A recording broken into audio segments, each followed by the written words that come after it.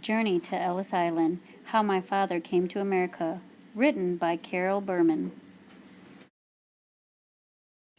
Chapter 2, Before the Voyage, Russia, 1916. Yehida could remember what it was like before the war came. Each summer he and his mother, his older sister Mindel, and his baby sister Esther would leave their home in Pinsk for the village of Porutsu. There his mother was the estate manager for a huge poppy farm. On long summer days Yehida played on the river banks with other children. "Don't go out too far, Udal," Mindel would beg when he waded in the river. Mama said to stay on the bank. Yehida had a grown-up brother who had gone to America before he was born. America was also where Yehida's father had lived before he had returned home and had been ordered into the Russian army. Yehida remembered his father scooping him up in his arms. He remembered the scratchy feeling of his father's beard pressed against his face. "You must be a minx while I'm gone, Yehida. Take care of your little sister and don't be Circes for Mama and Mindel. When I come back, we'll all go to see your big brother Abe in America." Yehida's father never returned, and soon the war came to Brutz. Yehida remembered the Russian soldiers arriving first. He had never seen grown men look so dirty and exhausted. The German army was right behind them. They turned their big guns on Prutz, and thundered explosions shook the village. Mindel was badly wounded. A piece of shrapnel had hit her in the head. Rachel put her in a wagon and drove off after the retreating Russian army, hoping to find a doctor. Just after Rachel crossed the bridge, leaving the village, the Germans blew it up. Yehida and Esther had been left behind in the care of the mayor of Prutz, but the shelling from the guns was so heavy that there was no safe place to hide. The mayor told Yehida to take his sister and follow his mother.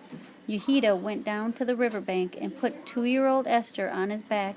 He had never swum the river before, but he knew that it was shallow and slow-moving. Struggling and splashing, he made it to the other side, with Esther's little arms tight around his neck.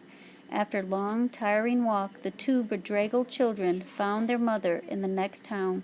She was mourning for Mindel, who had died from her wounds. Yehida and Esther cried for their lost sister, while Rachel hugged them fiercely. "From now on, whatever happens, we will never be separated again," she vowed. "No matter how long it takes us, we are going to America." And so Rachel and the two children set out for their home in Pinsk, where they could pack up their few belongings. But all of Russia was in turmoil, and it was hard to find a safe route. Once the family was caught in the middle of a battle, with soldiers shooting all around them. But before they could take cover, a stray bullet hit Yehida's right hand and tore off the top of his ring finger. A soldier wrapped Yehida's hand in a bandage. Rachel made him a rough sling out of a long-sleeved shirt, and then they kept moving because it was too dangerous to stop. Rachel was desperate to get her help for her injured son. She decided that despite the dangers, they must make their way to Kiev, where she had a cousin who was a doctor. Yehida's days became a feverish blur. He plodded along, sometimes splashing through mud and snow, sometimes kicking up dust and made his throat hurt.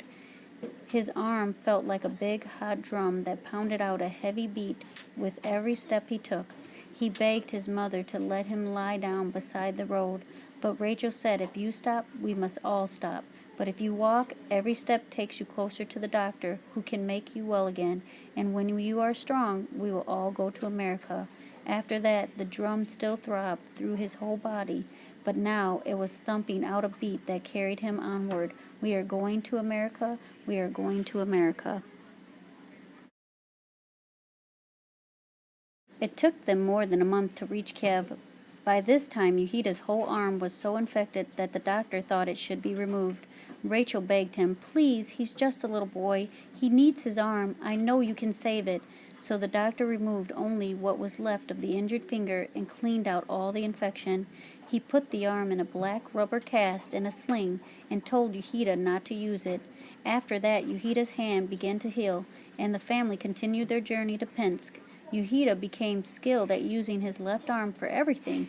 It was his job to carry the brass samovar they had managed to bring with them all the way from Puritz. But there were other dangers in their path.